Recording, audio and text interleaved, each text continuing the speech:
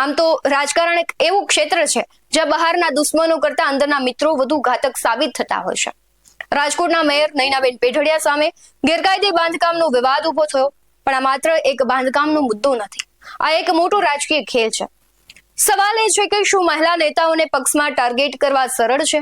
કેમ વારંવાર નયનાબેનના વિવાદો આવે છે અને નયનાબેન છે એ વિવાદમાં ફસાઈ જતા હોય છે? આજે વાત કરીશું રાજકારણના એ અદ્રશ્ય ચહેરાઓની જે પડદા પાછળ રહીને શતરંજ રમે છે. રાજકોટના રાજકારણમાં અત્યારે એક મોટું તુફાન આવ્યું છે. મુદ્દો છે મેયરના કથિત ગેરકાયદેસર બાંધકામનો, પણ વાત હવે માત્ર ઈંટ પથ્થર સુધી નથી રહી. વાત હવે સત્તાની ખેંચતાણ અને પક્ષની અંદરના ખેલ સુધી પહોંચી ગઈ છે. કોંગ્રેસની મહિલા પાંખ રસ્તા પર છે, પોલીસ સાથે ઘર્ષણ થાય છે. ખુદ મેયર નયનાબેન પેઢડિયાએ એવું નિવેદન આપે છે કે જે આખા શહેરના રાજકારણમાં ખળભળાટ મચાવી દે છે. શું મેયરને ખરેખર કોઈ ફસાવે છે?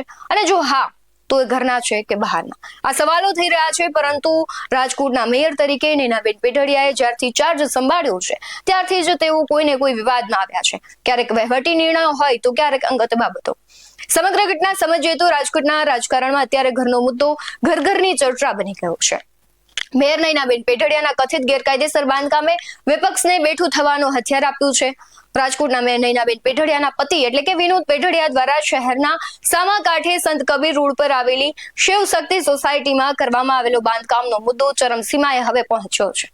સૂચિત જમીન ઉપર પ્લાન મંજૂરી વગર બાંધકામ કરવાના આક્ષેપો સાથે મહાનગરપાલિકાની ટીપી એટલે કે ટાઉન પ્લાનિંગ શાખાએ આ બાંધકામ અટકાવીને નોટિસ ફટકારી. આ ઘટનાને પગલે ભાજપના આંતરિક રાજકારણમાં પણ ભારે ચર્ચાઓ જાગી. શહેર ભાજપ પ્રમુખ માધવ દવેએ સ્પષ્ટ જણાવ્યું કે મેયર હોય કે સામાન્ય માણસ, નિયમ બધા માટે સરખો હોય છે. સાથે કોંગ્રેસ દ્વારા ઉગ્ર વિરોધ પણ કરવામાં આવી રહ્યો છે. ત્યારે આજે કોંગ્રેસની મહિલા પાંખે મેયરનો ઘેરાવ કર્યો હતો.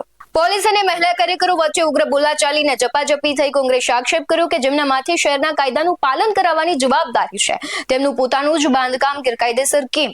બીજી તરફ મેયર નયનાબેન પેઢડિયાએ સમગ્ર વિવાદ પર મૌન તોડ્યું છે, પણ એક રહસ્યમય રીતે. તેમણે કહ્યું કે મને કોણ ફસાવે છે તેનું નામ આપીને હું વિવાદમાં પડવા નથી માંગતી. આ નિવેદને અનેક તર્ક વિતર્કોને જન્મ આપ્યો છે. શું ભાજપમાં આંતરિક જૂથબંધી છે કે પછી વિપક્ષ તેમને ટાર્ગેટ કરી રહ્યો છે? સમગ્ર મામલે મેયર શું કરી રહ્યા છે તેના પર નજર કરીએ. કઈ બાબત એમાં આપણે કલેક્ટરે પણ જવાબ આપી દીધો છે. મર્યાદામાં બૂમ રાખો, કાંઈ વાંધો નહીં. સરકારમાં આપણે બધી પ્રોસેસ ચાલુ કરી દીધી છે, બરોબર. અને કલેક્ટર સાહેબે પણ સરસ જવાબ આપી દીધો છે. આગળની પ્રક્રિયા આપણે ચાલુ કરી દીધી છે. જો આમાં છે ને હું પડવા માંગતી નથી. સ્વાભાવિક છે, આ બધી પ્રક્રિયા ચાલતી હોય છે. હું આમાં પડવા માંગતી નથી, કોઈનું નામ દઈશ નહીં. બધી માહિતીની જે કાંઈ હોય એ પ્રક્રિયા મેં ચાલુ કરી દીધી છે. બેન, તમે એમ કહેતા હતા જમીન બાપ દાદાની મિલકત છે, પરંતુ શ્રી સરકાર થયેલી જમીન છે એવું સામે આવ્યું. કાંઈ વાંધો નહીં. જે પ્રક્રિયા કરવાની થતી હોય એ મેં ચાલુ કરી દીધી છે. એટલે બધી માહિતી તમે કયો ટાર્ગેટ કરવામાં આવી છે. આમાં હું કોઈના નામ નથી દેવા માંગતી અને હું પડવા પણ માંગતી નથી. વિરોધ ખૂબ કરવામાં આવી રહ્યો છે, કારણ વિરોધ પક્ષનું કામ છે, વિપક્ષનું કામ છે, એ કરે વિરોધ. અને આ તો વર્ષોથી આ પરંપરા ચાલી આવી છે. વિપક્ષ છે વિરોધના ગુણમાં જો, પણ જે પ્રક્રિયા કરવાની છે એ મેં ચાલુ કરી દીધી છે. કલેક્ટર સાહેબ શ્રીનું પણ આપણને નિવેદન આવી ગયું છે. હું રેગ્યુલર મારી ઓફિસમાં આવું છું. મને પ્રજાલક્ષી કામ માટે જ્યારે મારી નિમણૂક કરવામાં આવી છે તો આપણે કરીએ છીએ કામ અને પ્રજાના પ્રશ્નોને સાંભળીએ છીએ. ઘણાના આ પ્રશ્નો આપણે સોલ્વ પણ કરેલા છે, પણ ષડયંત્ર હોય કે જે કાંઈ હોય હું આમાં પડવા માંગતી નથી, બરોબર. મેયર નયનાબેને કેમેરા સામે સ્વીકાર્યું તો ખરા, પણ નામ લેતા તેઓ કેમ ખચકાયા? કારણ કે એ નામ કદાચ ભાજપનું પણ હોઈ શકે અથવા મોટા ગજાના નેતાનું હોઈ શકે. આડકતરી રીતે ભાજપના જ નેતાઓની સંડોવણીની ચર્ચાએ જોર પકડ્યું છે એવું સૂત્રો કહી રહ્યા છે. શું મેયરની ખુરશી પર ડોળું માંડીને બેઠેલા પોતાના લોકો જ આ રમત રમી રહ્યા છે? અગાઉ પણ અનેક મહિલા નેતાઓની આવી આંતરિક ખેંચતાણનો ભોગ છે મહિલાઓ બની ચૂકી હોય છે. રાજકારણમાં ઘણીવાર મહિલાઓને સોફ્ટ ટાર્ગેટ માનવામાં આવે છે. તેમના ચારિત્ર્ય, તેમના પરિવાર અથવા તેમના ઘરના બાંધકામોને નિશાન બનાવીને તેમને માનસિક રીતે તોડવાનો પ્રયાસ થતો રહ્યો છે. રાજકોટમાં જે થઈ રહ્યું છે તે આ પેટર્નનો એક ભાગ હોઈ શકે.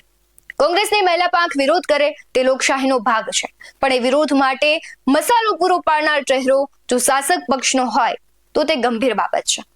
સવાલ એ થઈ રહ્યો છે કે જો મેયરને ખરેખર કોઈ ફસાવતું હોય તો શું તે વ્યક્તિ તંત્રનો ભાગ છે? શું મનપાના જ અધિકારીઓએ ફાઇલો બહાર કાઢી છે કે પછી રાજકીય આકાઓના ઇશારે આખી સ્ક્રિપ્ટ લખાય છે?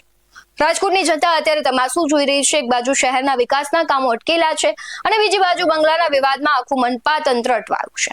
જો યોગ્ય તપાસ થાય તો તેમણે ગેરકાયદેસર બાંધકામ કર્યું છે તો તેના વિરુદ્ધ કાર્યવાહી થવી જોઈએ, અને જો નથી કર્યું તો જે આ આકાઓ છે, જે જવાબદાર લોકો છે, તેના વિરુદ્ધ કાર્યવાહી થશે કે કેમ, તેમના નામ બહાર આવશે કે કેમ, તે સૌથી મોટો સવાલ છે. હવે જોવાનું એ રહેશે કે મેયર નયનાબેન પેઢડિયા આ ચક્રવ્યૂહમાંથી બહાર નીકળી શકશે કે પછી વિરોધનો આ વંટોળ તેમને રાજીનામા સુધી ખેંચી જશે. રાજકોટનો આ વિવાદ હવે મેયર પદની ગરિમા અને રાજકીય લડાઈ વચ્ચે અટક્યો છે. જો મેયર નિર્દોષ છે તો તેમને ફસાવનારા ઘરના ભેદી કોણ છે, અને જો બાંધકામ ગેરકાયદે છે તો તંત્ર ત્યાર સુધી કેમ સૂતું હતું, તે સૌથી મોટો સવાલ છે. હાલ વાત વિગતવારમાં બસ આટલું. આ બંને મુદ્દાઓને લઈને તમારું શું માનવું છે કમેન્ટમાં જરૂરથી જણાવજો. બાકી આવા જ વધુ અહેવાલો સાથે ફરી મળતા રહીશું. તમે અમારી યુટ્યુબ ચેનલને સબસ્ક્રાઇબ કરવાનું, અમને ફેસબુક અને ઇન્સ્ટાગ્રામ પર ફોલો કરવાનું ભૂલશો નહીં. બાકી અવનવી અપડેટ્સ મેળવવા માટે આપ જોતા રહો BS9 ન્યૂઝ. નમસ્કાર.